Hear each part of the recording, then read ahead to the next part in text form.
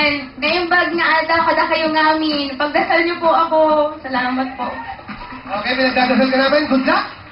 The floor is yours. Ang gaya! Basta ngayon eh, ang gaya ng makeup and costume. And yesterday siya lang nanalo. Nagbago na yung costume niya. Yung mom niya siguro hindi na natulog.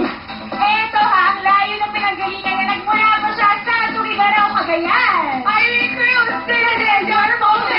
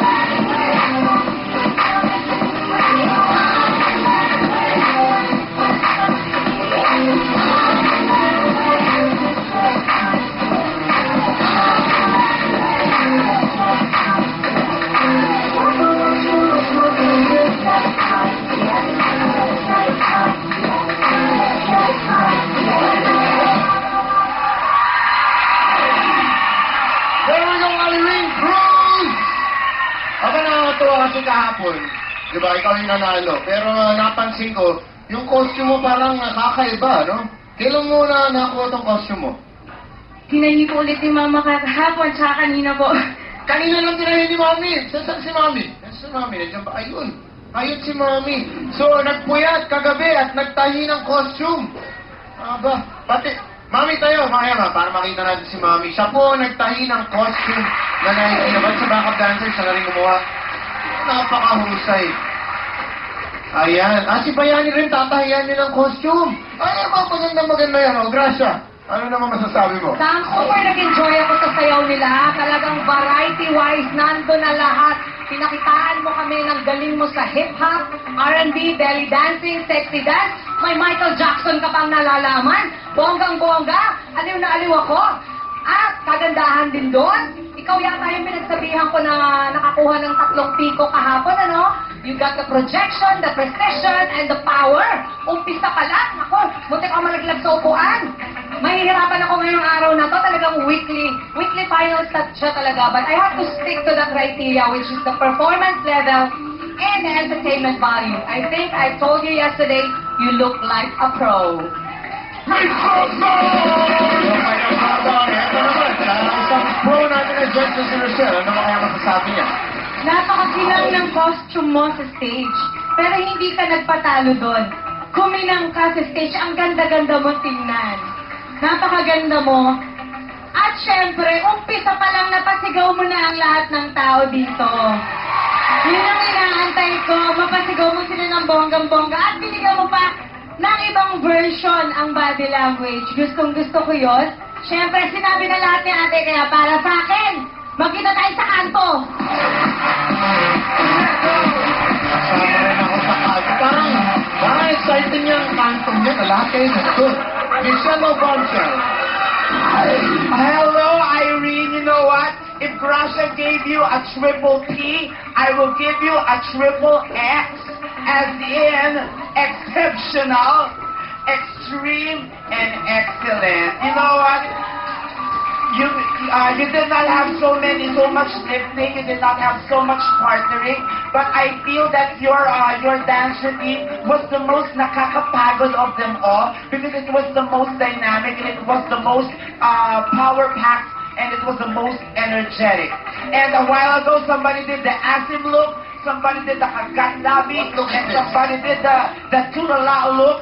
You did the nakakaawa look to Oh, and look at me now.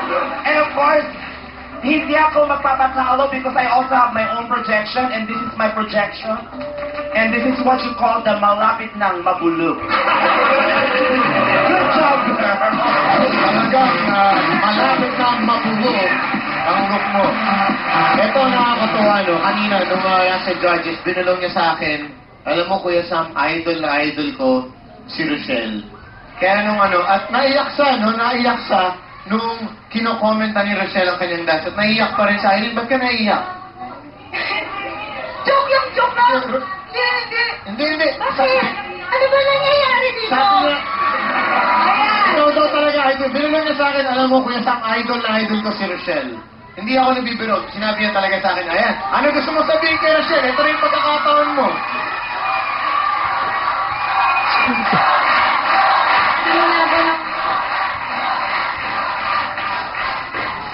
Simula ba nag-start ako 7 years old?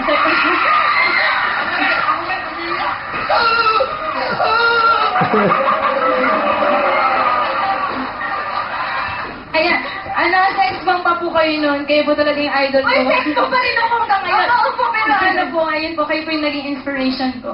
Thank you. Embrace.